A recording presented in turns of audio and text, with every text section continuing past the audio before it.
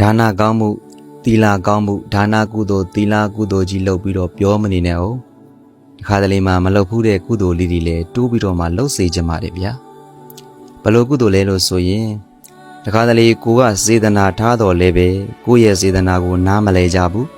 နားမလဲတာမကဘူးစေတနာကိုဝေဒနာအဖြစ်ပြောင်းလဲစေတဲ့အခါဘယ်လိုလုပ်ရမလဲကောင်းစေခြင်းလို့မေတ္တာနဲ့လှုပ်ပေးခဲ့တော်လဲပဲမကောင်းမြင်တယ်ကရုဏာထားပြီးတော့ကူညီပေးရင်လဲမျက်နာလိုခြင်းလို့လှုပ်ပေးတယ်လို့ထင်ကြတယ်ဒီလိုအခြေအနေမှာဘလို့လှုပ်တင်တယ်လဲဘလို့နှလုံးသွင်းရမလဲပေါ့မြတ်စွာဘုရားရှင်ကဒီလိုအခြေအနေမှာဥပက္ခပြုပြီးတော့နေပါတဲ့တရဝါတူ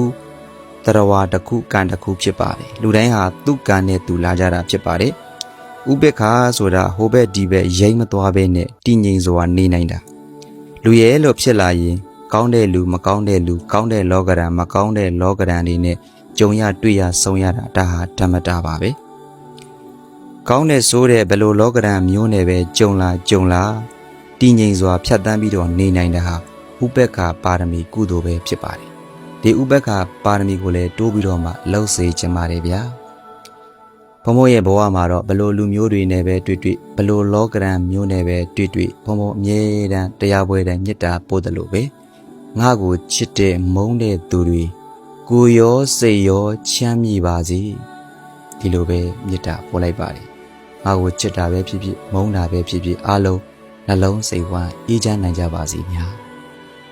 အားလုံးပဲကိုယ်စိတ်နှပါကျမ်းမာချမ်းသာတော်မူကြပါစေ